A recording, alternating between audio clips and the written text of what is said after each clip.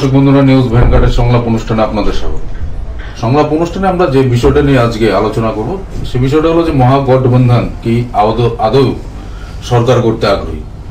আমরা যদি একটু পেছনের দিকে যাই, আমরা দেখেছি আজকে থেকে কয়েক মাস আগে কয়েকটি রাজনৈতিক দল, যারা বিজেপি বিরোধী রাজনৈতিক দল রয়েছে, আমরা দেখেছি দিল্লি এবং দিল্লির মধ্যে দাঁড়িয়ে তারা দিল্লিতে কংগ্রেস আয় রাহুল গান্ধী, সোনিয়া গান্ধী, মনমোহন সিং এর উপস্থিতিতে এবং তাদের যে বিভিন্ন দলের রয়েছে সেই প্রায় 21টির মতো দল রয়েছে, তাদের শীর্ষ নেতৃত্বরা প্রথম প্রাথমিক স্তরে এটা মিটিং করে এবং পরবর্তী সময় আমরা দেখেছি তারা ঘোষণা দেয় যে এটা মহাগঠবন্ধন করা হবে, বিজেপিকে রুখতে হবে আগামী 2019-এ যে লোকসভা নির্বাচন, সেই নির্বাচনকে সামনে রেখে। এবং পরবর্তী সময় আমরা দেখেছি যে মমতা ব্যানার্জির আহ্বানে সাড়া দিয়ে কলকাতার ব্রিগেড ময়দানে এই মহাগঠবন্ধনের একটা বিশাল অংশের নেতৃত্ব সব জায়গা থেকে এখানে জনসভায় অংশগ্রহণ করে এবং এখান থেকে তারা ঘোষণা দেয় যে আগামী 2019-এর লোকসভা নির্বাচন, তখনও নির্বাচন ঘোষণা হয়নি, নির্বাচন ঘোষণার পূর্বে যে তারা বিজেপিকে রুখতে সব ঐক্যবদ্ধ হয়ে তারা এই যে গঠবন্ধন তৈরি করলো,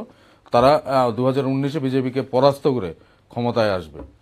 তখন থেকে কিন্তু শাসক দল যে বিজেপি রয়েছে, বিজেপি দল থেকে প্রশ্ন তোলা হচ্ছিল এবং বিভিন্ন মিডিয়া থেকেও প্রশ্ন তোলা হচ্ছিল যে মহাগঠবন্ধন, ওই মহাগঠবন্ধনের আসলে প্রকৃত নেতা কে হবে। যদি মহাগঠবন্ধন জয়ী হয়ে লোকসভা নির্বাচনে আসে তাহলে তাদের নেতা কে হবে, প্রধানমন্ত্রী হিসেবে তারা কাদের প্রজেক্ট করবে, এই বিভিন্ন রাজনৈতিক বিষয়গুলি উঠে আসছিল।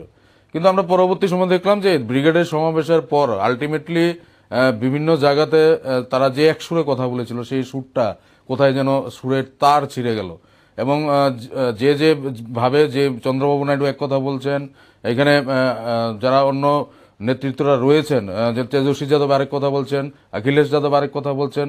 মহাগঠবন্ধনের যে সুর ছিল, যে উৎসাহে মহাগঠবন্ধন মিটিং করা, তৈরি হওয়া, তারপরে ব্রিগেড সমাবেশে ঘোষণা দেওয়া, পরবর্তী সময় কিন্তু সেই স্পিরিটটা বা সেই মহাগঠবন্ধনের কিন্তু তালমেলটা কেটে যায়, পুরোটা লাইন চেন কেটে যায় মহাগঠবন্ধনের। এবং এক এক সময় এক একজনের প্রাইম মিনিস্টার হিসেবে নিজেকে, বিশেষ করে মায়াবতী নিজেকে প্রজেক্ট করতে থাকেন, উনি বিজেপি হারলে ক্ষমতায় আসলে উনি প্রধানমন্ত্রী হবেন, এরকম মমতা ব্যানার্জি নিজেকে প্রজেক্ট করেন প্রধানমন্ত্রী হিসাবে। কেউ রাহুল গান্ধীকে করছেন, কেউ রাহুল গান্ধীকে করছেন না। সেই জায়গায় মহাগঠবন্ধনের যে ভবিষ্যৎ সেটা অনিশ্চিত। এবং আজকে যেটা নতুন করে প্রশ্ন, আমাদের আলোচনা যেটা বিষয় হলো যে আসলে যে মহাগঠবন্ধন হলো সেটা কি আদৌ বিজেপিকে পরাস্ত করে এই লোকসভা নির্বাচনের পর কেন্দ্রে সরকার গড়ার জন্য, না আসলে বিজেপিকে ফ্রি হ্যান্ড দিয়ে এই মহাগঠবন্ধনে যারা মাথা রয়েছে তাদের মধ্যে অনেকেই বিজেপিকে ফ্রি হ্যান্ড দিয়ে তারা ক্ষমতায় আসতে সাহায্য করবে। সেটা নিয়ে আমাদের আলোচনা, বিস্তারিত আলোচনা, যে সরকার গড়তে আসলে কি চায়, না সরকার বিজেপিকে গড়তে সাহায্য করবে মহাগঠবন্ধন। আমার সাথে রয়েছেন আমাদের প্যানেলিস্ট, নিউজ ভ্যানগার্ডের editor in chief Sebak Bhattacharya, রয়েছেন সমাজ সচেতন সমাজকর্মী প্রদীপ্ত রায়। আমি সেবক থেকে প্রথম শুরু করবো। সেবক, আসলে কি মহাগঠবন্ধন সরকার গড়তে চায়, না ওরা চায় যে ওরা বিরোধীতেই থাকুক কিন্তু বিজেপি দল সরকারের ক্ষমতায় আসুক? আসলে সরকার গড়তে চায় না, ক্ষমতার মসনদে যেতে চায় না, এরকম বোধহয় পৃথিবীতে এমন কোনো বোকা নেই যে গিয়ে চেয়ারটাতে বসতে চায় না। কিন্তু চেয়ারে বসা না বসা এগুলো নানাবিধ পারিপার্শ্বিক পরিস্থিতি, সর্বোপরি ইকোনমিক্যাল যে স্ট্রাকচার আছে, ইকোনমিক্যাল যে কন্ট্রাডিকশনগুলো আছে, এই সবটা বিষয়ের উপর নির্ভর করে। আমি ইকোনমিক্যাল কন্ট্রাডিকশনগুলো বা তার পেছনে ইকোনমিক্যাল ভিত্তিগুলো কি আছে সেই বিষয়টাতে আমি যাব না। পূর্ব আলোচনা অনুযায়ী আমার সতীর্থ প্রদীপ্ত রায় এই বিষয়টা নিয়ে মূলত আলোচনা করবেন। আমি মূলত রাজনীতির পার্টটা নিয়েই আজকে আলোকপাত করার চেষ্টা করছি। মূলত ইন্ডিয়ান পলিটিক্স, বিশেষ করে আজকের পলিটিক্স, যখন থেকে কোয়ালিশনের যোগ আসলো, কোয়ালিশনের যোগ আসার পর বিশেষ করে লাস্ট 5 ইয়ার্স বা 10 ইয়ার্স, এই সময়টা দুদিকে দুটো অক্ষশক্তি, একদিকে বিজেপি আরেকদিকে কংগ্রেস, দুদিকের দুটি অক্ষশক্তি। এটাকে আমরা তুলনা করতে পারি যে প্রি কলোনিয়াল যুগ, যখন দেশের মধ্যে এম্পায়ার ছিল, সম্রাট ছিল, প্রান্তিক রাজ্যগুলো ছিল, করদ রাজ্যগুলো ছিল, ছোট ছোট কিংডম, আর দেশে এম্পায়ার, একজন সম্রাট। সম্রাট সেই ছোট ছোট কিংডমকে যখন যেরকম যেখানে অ্যাজিটেশন হয় বা যেখানে বিক্ষোভ তৈরি হয় সেভাবে ম্যানেজ করা, সেইভাবে স্কুইজ করা, এই সমস্ত কিছু সম্রাট করে। ঠিক তেমনি আজকের দিনেও দুই সাইডে দুটো অক্ষশক্তি, যেটাকে এম্পায়ারের সাথে, বিশেষ করে বিজেপি এম্পায়ারের সাথে তুলনা করা যায়, যারা ছোট ছোট দলগুলোকে, এটা উত্তর পূর্বাঞ্চলের দলগুলো হোক, অগপ হোক, বা বিভিন্ন দেশের বিভিন্ন জায়গায় ছোট ছোট দক্ষিণ ভারতের ছোট ছোট দলগুলো হোক, তাদেরকে নানাভাবে ম্যানেজ করে। কিন্তু কংগ্রেস আর বিজেপির মধ্যে একটা জায়গায় কিন্তু পার্থক্য তৈরি হয়েছে। তৈরিটা হয়েছে এই, কংগ্রেস ছোট ছোট অনেকগুলো পার্টিকে প্রাধান্য দিয়ে প্রায় তাদের সমপর্যায়ে নিয়ে এসেছিল তার লোকাল বেসে। আজকেও যে গঠবন্ধন হয়েছে যেখানে যেখানে হয়েছে, বেশ কিছু রাজ্য আছে জোট শরিকরা কংগ্রেসের সিট শেয়ার থেকে বেশি সিট পাচ্ছে, কংগ্রেস কম সিট। আমি বিহারের কথা ধরি, বিহারে টোটাল 40টা আসন, 40টা আসনের মধ্যে কংগ্রেস 17টা আসনে প্রতিদ্বন্দ্বিতা করছে, বাকি আরজেডি অন্যান্য যে দলগুলো আছে বাকি 23টাতে প্রতিদ্বন্দ্বিতা করছে।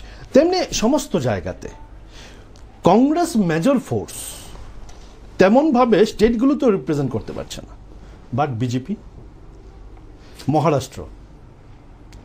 মহারাষ্ট্রে শিবসেনার সাথে বিজেপি বেশি আছে, বেশি সিটে লড়াই করছে। শিবসেনা তার থেকে দুটো হলেও কম সিটে লড়াই করছে।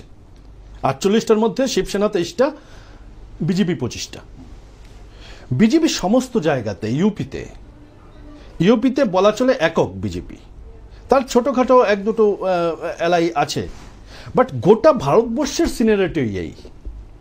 কিছু কিছু বড় দলের সাথে এলাই আছে বিজেপির, এআইএডিএমকের সাথে বিজেপির এটা সিট অ্যাডজাস্টমেন্ট হোক, এলাই হোক, দেশের বিভিন্ন প্রান্তে এই বিষয়গুলো রয়েছে। কিছু কিছু বড় দল, এআইডিএমকে রয়েছে শিবসেনার কথা বললাম, রয়েছে জনতা দল ইউনাইটেড, এরকম কিছু বড় বড় শক্তি। কিন্তু আমার কাছে যেটা মনে হয়েছে যে একটা সময় দাঁড়িয়ে বিরোধী জোট তৈরি হওয়া আজকাল যেই জায়গায় গিয়ে পৌঁছেছে, শক্তিশালী জোট না হলে ক্ষমতায় আসা যায় না বা টিকে থাকাও যায় না। বিজেপির পজিটিভ হচ্ছে বিজেপি এককভাবে একটা বড় দলে পরিণত হয়েছে। সেই দুটো থেকে শুরু করে এরপর 80, এখন একটা বিশাল দলে পরিণত হয়েছে। 282 প্রথম 10টি সিট থেকে টোটাল গত লোকসভা কেন্দ্রে 282 তাদের অ্যাবসলিউট মেজরিটি ছিল, মানে মেজরিটি 272, তার থেকে 10টা আসন বেশি ছিল বিজেপির, অ্যাবসলিউট মেজরিটি ছিল। এবং শক্তিটা সমস্ত জায়গায় 3টি স্টেটে হেরেছে, মধ্যপ্রদেশ, রাজস্থান, ছত্তিশগড়, 3টি স্টেটে হেরেছে। হারলেও বিশেষ করে রাজস্থান এবং মধ্যপ্রদেশে প্রায় টরে প্রায় ভোট পার্সেন্টেজে প্রায় টরে টক্করে ছিল। এর কিছুদিন আগে কর্ণাটকের ভোট গেছে, কর্ণাটকের ভোটেও সিঙ্গেল লার্জেস্ট পার্টি, আমি যদি ভুল না করি, সিঙ্গেল লার্জেস্ট পার্টি কিন্তু বিজেপি ছিল। 2% ভোট কম পেয়েছিল, 2% ভোট কম পেয়েও সিঙ্গেল লার্জেস্ট পার্টি ছিল। লাস্টলি গিয়ে পোস্ট পোল এলাই করে কংগ্রেস এবং ওখানকার লোকাল যে পার্টি জেডিএস, তারা দুটো মিলে সরকার করে নিল। এই দুটোর সমর্থনে সরকার করে নিল, বিজেপি সরকার করতে পারেনি। এর মানে হচ্ছে বিজেপি সর্বভারতীয় ক্ষেত্রে একটা এম্পায়ারের ভূমিকা পলিটিক্যাল সেক্টরে, কংগ্রেসের সেই ভূমিকাটা নেওয়ার কথা ছিল, কংগ্রেস নিতে পারে। এখন যে পয়েন্টটাতে আমি যেতে চাই, যে প্রথম 10টা স্টেট, যেটাকে মানে বলা চলে deciding factor of parliament, Lok Sabha, 10টা স্টেট হচ্ছে, আর বাকি স্টেটগুলো হচ্ছে হ্যাঁ যা আসলো তা লাভ, যা গেল তা গেল, ঠিক আছে। মূলত ডিসাইডিং ফ্যাক্টর হচ্ছে 10টা স্টেট। 10টা স্টেট কোনগুলো? উত্তরপ্রদেশ 80টা সিট আছে, মহারাষ্ট্রে 48, ওয়েস্ট বেঙ্গল 42, বিহার 40 এবং তামিলনাড়ু 39। এই হচ্ছে টোটাল মিলে 249 সিট হচ্ছে প্রথম 5টা স্টেটে, 25টার বেশি আরও 5টা আছে। যেমন মধ্যপ্রদেশে, গুজরাট, মধ্যপ্রদেশ, গুজরাট, রাজস্থান, কর্ণাটক, এরকম টোটাল 5টা, অন্ধ্রপ্রদেশ, এই 5টা সিট, 5টা রাজ্য, এই সবটা মিলে টোটাল লোকসভার মেজরিটি থেকে অনেক বেশি হয়ে যায়। বিজেপি গত লোকসভা নির্বাচনে মেজরিটি পেয়ে গেছে এই 10টা স্টেট থেকে। এখানে কংগ্রেসের অবস্থা কি? কংগ্রেস বা বিরোধী জোট আদৌ তারা সরকার গড়তে চায় কিনা, বা তাদের চাওয়া না চাওয়ার উপর নির্ভর করে না, বাট তাদের সরকার গড়ার মতো পজিশনে আছে কিনা এটা বুঝতে গেলে প্রথমেই বোঝা দরকার ইউপিতে মায়াবতী এবং অখিলেশ, বিএসপি এবং অখিলেশের পার্টি, সমাজবাদী পার্টি, সপা বাসপা বিজেপির বিরুদ্ধে জোট করেছে। কংগ্রেস সেই জোটে কোনোভাবে নাক গলাতে পারেনি, তাদের সেই পজিশনে নেই সেই জায়গাতে গিয়ে নাক গলানো। এই ক্ষেত্রে একটা যুক্তি হয়তো থাকতে পারে যে কংগ্রেস, মূলত কংগ্রেসের ভোটটা হচ্ছে উচ্চবর্ণের ভোট ইউপিতে, বিজেপির ভোটও হচ্ছে উচ্চবর্ণের ভোট, হিন্দু বেস্ট ভোট, এবং এর সাথে উচ্চবর্ণটা বেশি করে আছে। এই উচ্চবর্ণের ভোটে একটু ফাটল ধরানো যায় কিনা এটা একটা অঙ্ক থাকতে পারে, কিন্তু ফাটল ধরালেও কংগ্রেসের লাভ কি? মায়াবতী যে ইলেকশন জেতার পর বিজেপির সাথে চলে যাবে না তার গ্যারান্টি কি আছে? যেতেই পারে। আমরা খুব আশ্চর্যজনকভাবে দেখলাম তামিলনাড়ুতে গিয়ে সিপিআই এর সাথে, সিপিএম এর সাথে কংগ্রেস আতাত করেছে তামিলনাড়ুতে, উড়িষ্যাতে সিপিআই এর সাথে, সিপিএম এর সাথে একটা সিট দিয়ে কংগ্রেস আতাত করেছে। ওয়েস্ট বেঙ্গলে সিপিএম, বামেরা আলাদা, কংগ্রেস আলাদা, তৃণমূল আলাদা, বিজেপি আলাদা। যেখানে বিজেপি প্রায় 0 হয়ে যেত সেই জায়গায় বিজেপি 7 থেকে 10টা আসন কিন্তু পশ্চিমবঙ্গ থেকে নিয়ে বেরিয়ে যাবে, এটা তাদের প্লাস হবে। যদি আসলেই বিরোধীরা জোট করতে চাইতো তাহলে কিন্তু সরকার গঠন করতে চাইতো। দিল্লিতে জোট হয়নি, দিল্লি, হরিয়ানা, পাঞ্জাব এই জায়গাতে আপের সাথে জোট হয়নি। গতকালকে মোটামুটি এই আতারটা নিঃশেষ হয়ে গেছে, এই আতারটা হবে না। ইভেন আমি বলছি উত্তর পূর্বাঞ্চলে এনআরসি হবার পর বা সিটিজেনশিপ অ্যামেন্ডমেন্ট বিল আসার পর শিলং বিধানসভায় এই বিলের বিরুদ্ধে প্রস্তাব গৃহীত হয়েছে। মমতা ব্রিগেডে যেই সভাটা ডেকেছে সেই সভায় বদরুদ্দিন আজমল, মিজোরামের যে ডেপুটি অপোজিশন লিডার লালহোলা এরকম একটা নাম, সে গেছে, আর গেগং আপাং গেছে। এর বাইরে বাকি কেউ আসেনি। অগপ আজকেও বিজেপি দলের এলাই। উত্তর পূর্বাঞ্চলের যে ডেমোক্রেটিক অ্যালায়েন্স, সেই অ্যালায়েন্সটাও বলা চলে প্রকারান্তরে এখনো বিজেপির সাথে আছে। এই জায়গায় দাঁড়িয়ে উত্তর পূর্বাঞ্চল থেকে বিজেপির কিছু লাভ হবে, ইউপি থেকে কমবে, অবশ্যই কমবে, কিন্তু বিরোধী জোট যদি সমস্ত জায়গায় এক হতো, তার মধ্যে কেরালাতে গিয়ে সিপিএম এর বিরুদ্ধে রাহুল গিয়ে দাঁড়ালো, তো আসলে মেসেজগুলো কি? এবং এর সাথে আরেকটা যুক্ত করার যে সমস্ত জায়গায় তামিলনাড়ুতে ডিএমকে, সেই কানামুঝি, সেই ডি রাজা এলআইএ আছে, লালুর দল বিহারে এলআইএ আছে, করাপ্টেড পার্সনরা যাগুলো কংগ্রেসের সাথে ছিল সেগুলো এখনো কংগ্রেসের সাথে রয়ে গেছে, কিন্তু নতুন করে ভালো বন্ধু বাড়াতে পারেনি। তো এই জায়গায় এর পেছনে অবশ্যই একটা ইকোনমিক্যাল কন্ট্রাডিকশন, বা যারা ছোট ক্যাপিটালিস্ট আছে, বড় ক্যাপিটালিস্ট আছে, তাদের কন্ট্রাডিকশন আছে। প্রদীপ তো নিশ্চয়ই আশা করি এই বিষয়গুলো বলবে, কিন্তু আমার মনে হয়েছে সব মিলিয়ে বিরোধীরা, এই দেশের বিরোধীরা, এটা সিপিএম হোক, এটা টিএমসি হোক, এটা কংগ্রেস হোক, এটা বাকি যারাই হোক, তারা কিন্তু সরকার গঠন করবে এরকম পজিশনে নেই, বা তারা গঠন করতে চাইছে বলেও আমার মনে হচ্ছে না। অর্থনৈতিক বিষয়, এর পেছনে কোনো অর্থনৈতিক খেলা আছে। আচ্ছা, এখন কথা হচ্ছে গত 2014তে ইলেকশনে কম বেশি 35,000 কোটি টাকা খরচা হয়েছিল, এবার নাকি 60,000 কোটি টাকা ছাড়িয়ে যাবে ইলেকশনে। এই টাকা কি গাছে ধরে না ডুগডুগি বাজিয়ে কোর্টনের সংগ্রহ করা হয়েছে? তার 90% টাকার উৎস কেউ জানে না কোথা থেকে এসছে। আগে ছিল একটা ট্রাস্ট, ছিল ইলেকটোরাল ট্রাস্ট, এখন হয়েছে ইলেকটোরাল বন্ড।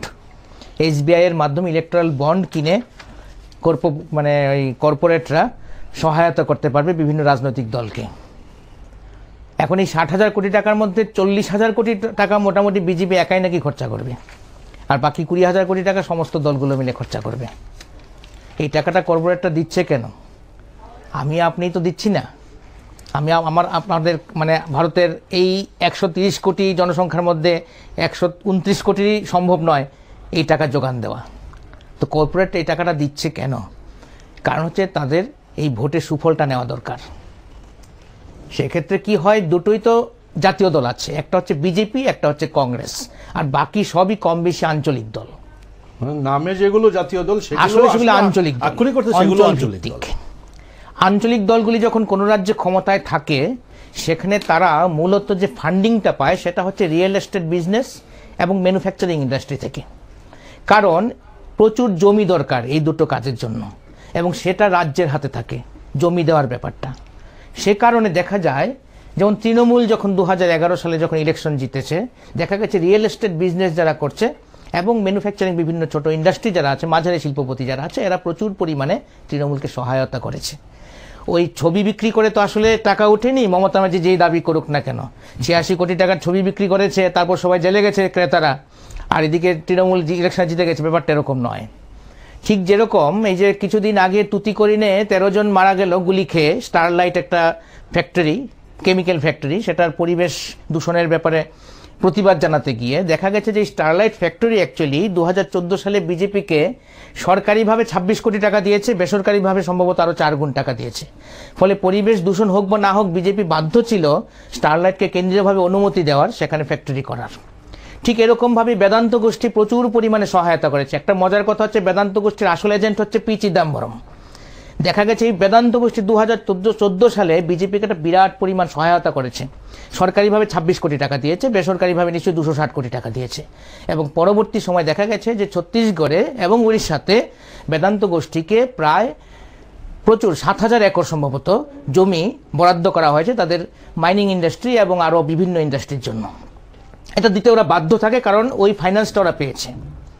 ফলে সেক্ষেত্রে দেখা যায় যে ইলেকশন বলে যে আমরা যে গাইছি বিষয়টা, সেখানে দেখা গেছে যে সমস্ত কর্পোরেট ফান্ডিং যদি না থাকে তাহলে কারোর পক্ষে ইলেকশন জেতা সম্ভব নয়। এই প্রচুর টাকা কোথা থেকে আসবে, এবং টাকা যে বেশি খরচা করতে পারে সেই জিতবে।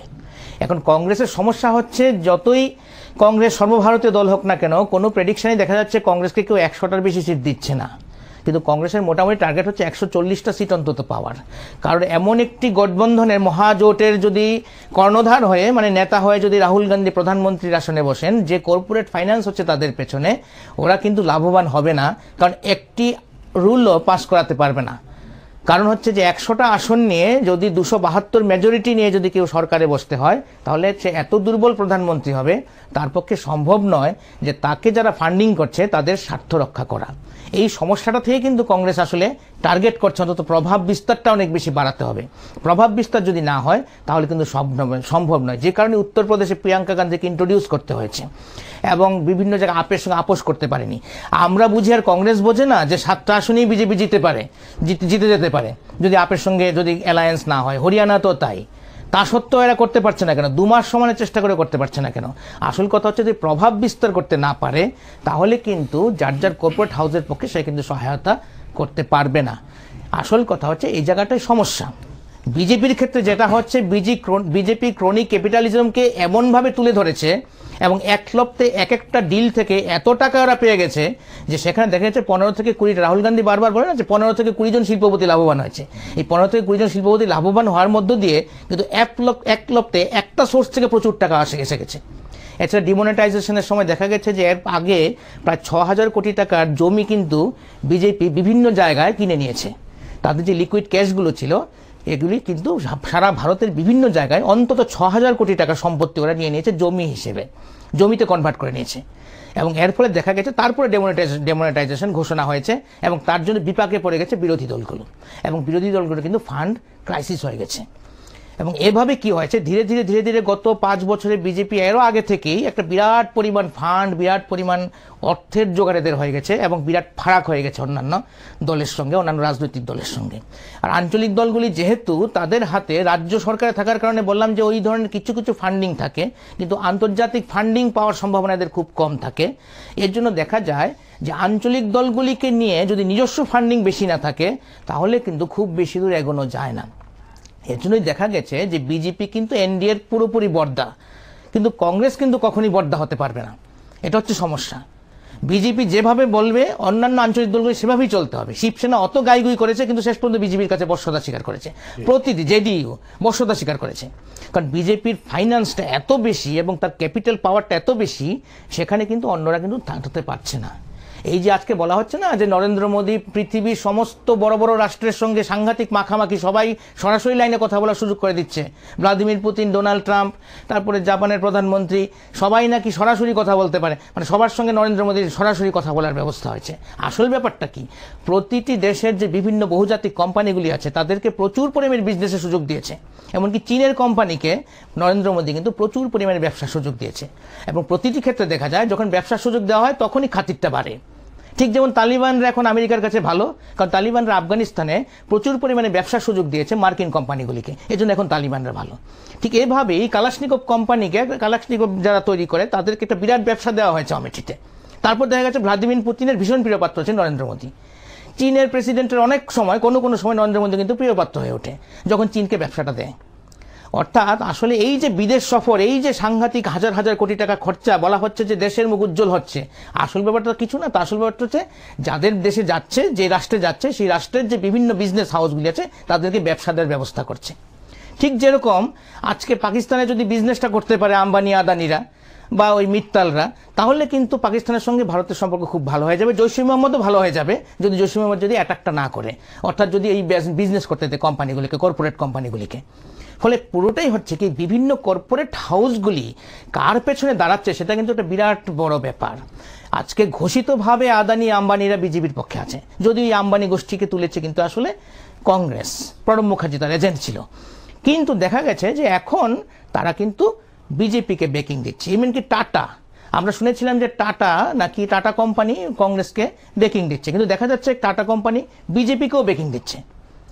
ফলে সামগ্রিকভাবে দেখা যাচ্ছে যে ছোট এবং মাঝারি শিল্পপতিদের বিরাট ক্ষোভ থাকলেও যে পরিমাণ ইনভেস্টমেন্ট বিজেপির হচ্ছে, বড় বড় জায়ান্ট কোম্পানিগুলো যে ইনভেস্ট করছে তার তুলনায় কিন্তু অনেক অনেক কম।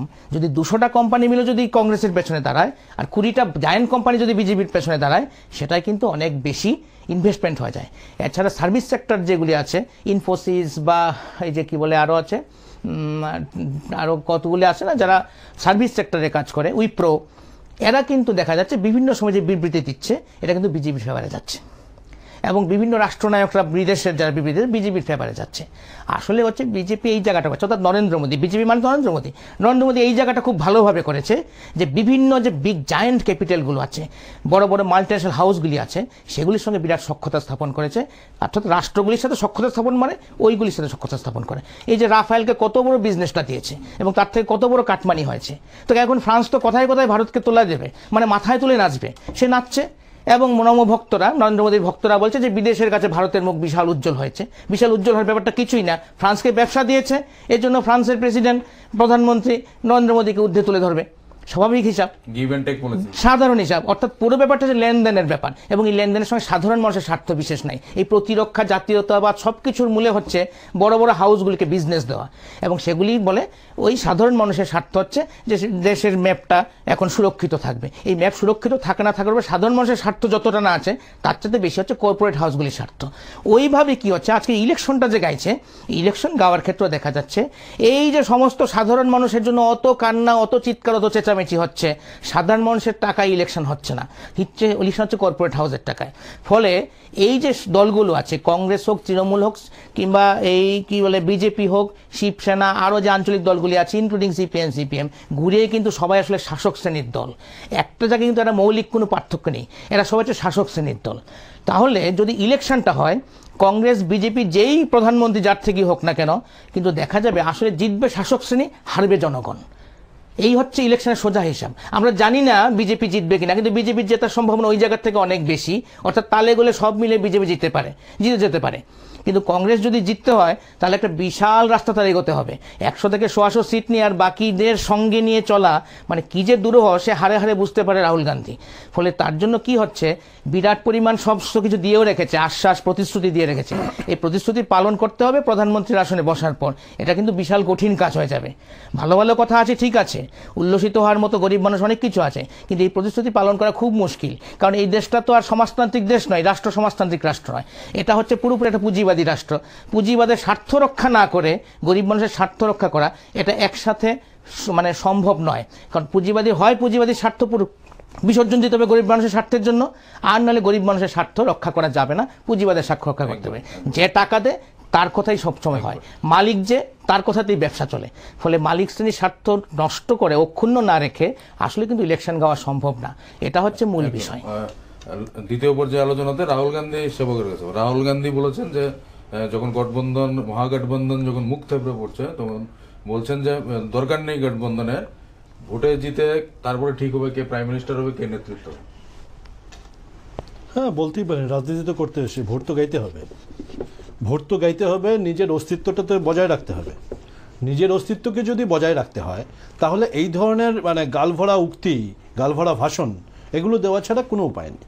মানে এইগুলো করেই বাজারটা একটু চড়িয়ে টড়িয়ে খাওয়া, এই হচ্ছে গিয়ে বিষয়। মানে সমস্ত পলিটিক্যাল পার্টিগুলো এরকমই করে, যারা বিরোধী আসনে আছে, যারা শাসক আসনে আছে, সবাই মিলে এই ধরনের মানুষকে প্রলুব্ধ করার জন্য নানাবিধ বক্তব্য এগুলো রাখে। ইলেকশন আসলে এগুলো বেশি হয়। এখানে প্রদীপ্ত যে বিষয়ে তার ইকোনমিক্যাল সাইডটা বলেছে, আমি সেই সাইডে যাচ্ছি না, কিন্তু দেশের পলিটিক্সটা হচ্ছে আজকে মানে মানুষের প্রতি দায়বদ্ধতা, যদিও সবটা দায়বদ্ধতা ইকোনমির সাথে যুক্ত, কিন্তু এই দায়বদ্ধতাগুলো বলছে একটা কথা, করছে আর একটা কথা। এইভাবেই কিন্তু এই দেশের পলিটিক্সটা চলছে। এবং ওই যে আমি বলছিলাম যে ইয়ের আগে প্রি কলোনিয়াল যুগে যে এম্পায়ার সিস্টেম, সেই এম্পায়ার সিস্টেমে কিন্তু আজকে পলিটিক্সটাও এই দেশের মধ্যে নিয়ন্ত্রিত হচ্ছে। দুই দিকের দুই অক্ষ, কংগ্রেস এবং বিজেপি, সেই অক্ষ শক্তিকে সেন্টার করে কিছু লোকাল পার্টিগুলো তারা ঘোরপাক খাচ্ছে।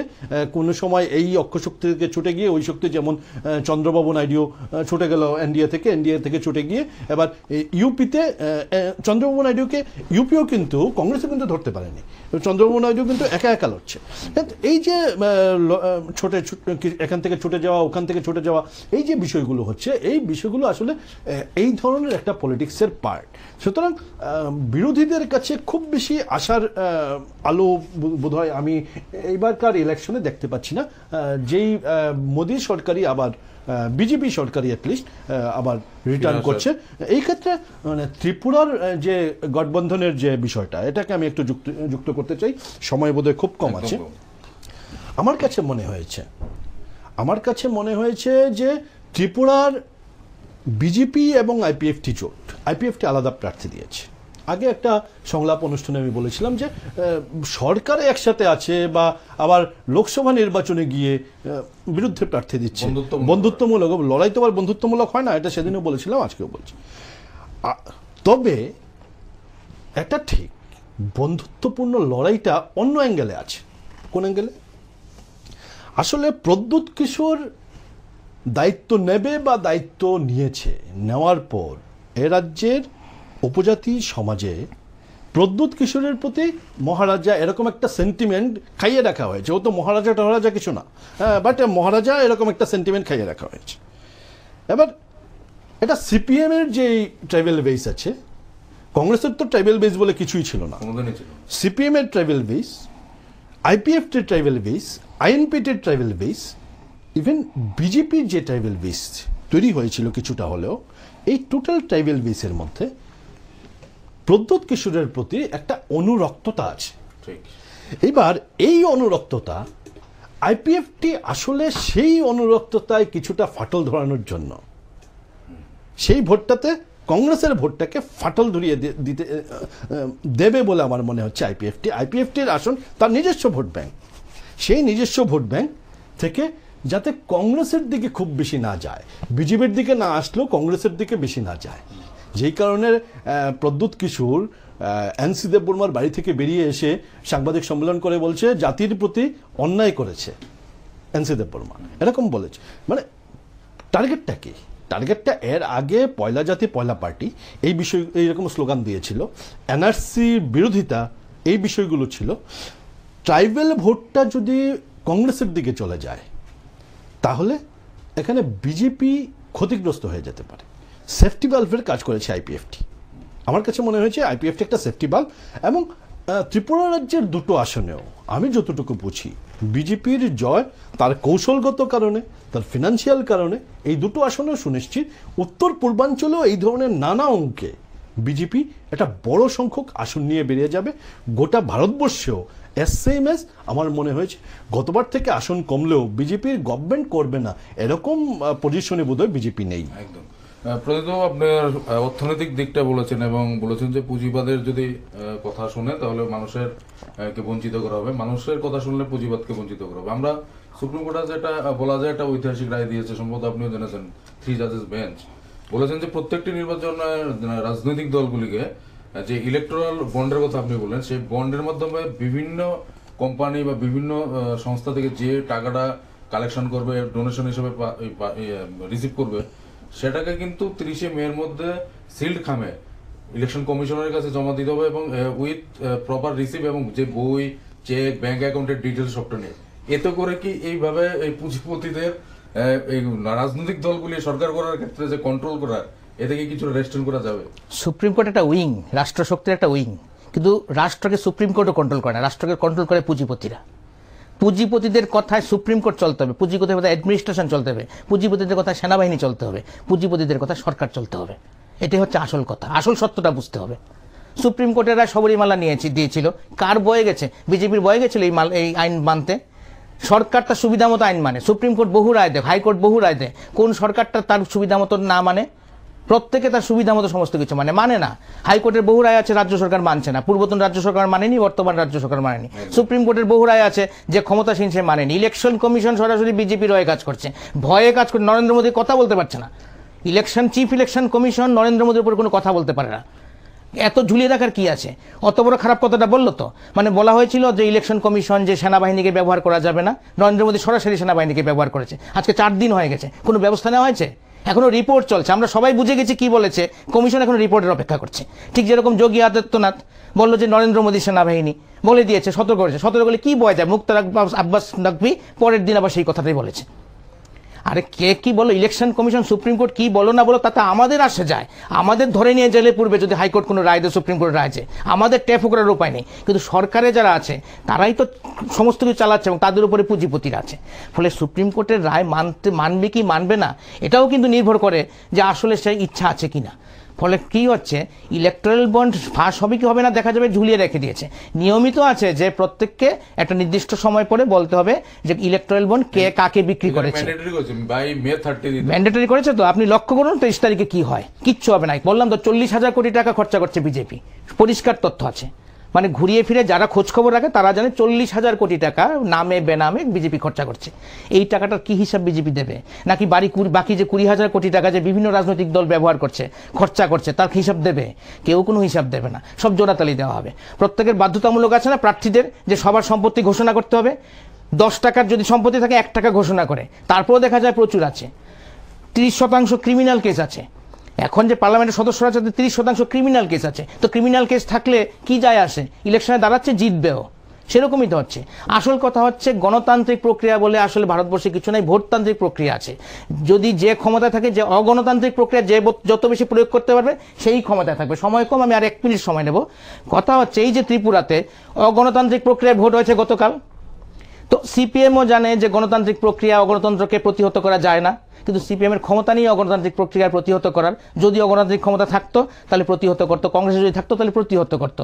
যেহেতু বিজেপির হাতে সমস্ত প্রশাসনিক কন্ট্রোল, রাষ্ট্রের বিভিন্ন যে শক্তিগুলি আছে সেই শক্তিগুলির কন্ট্রোল বিজেপির হাতে আছে, সমস্ত পুলিশ প্রশাসন থেকে কাজে লাগিয়ে অগণতান্ত্রিক প্রক্রিয়ার মধ্যে ভোটটা করিয়ে নিয়েছে।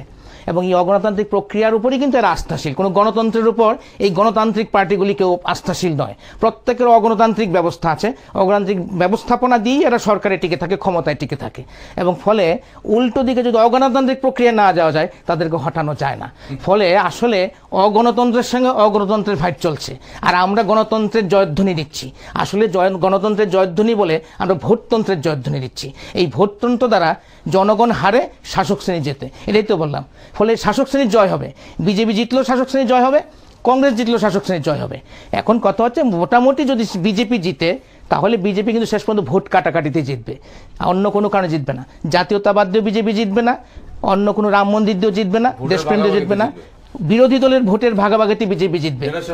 এবং এই ভোটের ভাগাভাগির কারণটা হচ্ছে এটাই যে বিভিন্ন যে ফাইন্যান্স কোম্পানিগুলি, ফাইন্যান্স যে সোর্সগুলি আছে সেগুলি যে বিভিন্ন দলগুলিকে সহায়তা করছে, তাদের মধ্যে ইউনিটি হচ্ছে না। ইউনিটি হচ্ছে না বলে মহাজোটবন্ধন হচ্ছে না, এই জন্য বিজেপি গেইনার হয়ে যাচ্ছে। একদম। দর্শক বন্ধুরা, আমাদের যে আজকে আলোচনার বিষয় ছিল সেই বিষয়টা আমাদের প্যানেলিস্ট আলোচনা করেছেন, এবং মহাগঠবন্ধন কি সরকার করতে চায় সেটা যেটা আলোচনা হয়েছে, এবং এই বিভিন্ন বিষয়গুলি উঠে এসছে। আজকের সংলাপ অনুষ্ঠান আমরা এখানেই শেষ করছি। দেখতে থাকুন সংলাপ, যে সংলাপ ভাবায়, যে ভাবনা পথ দেখায়। সবাই ভালো থাকুন, সুস্থ থাকুন, শুভরাত্রি।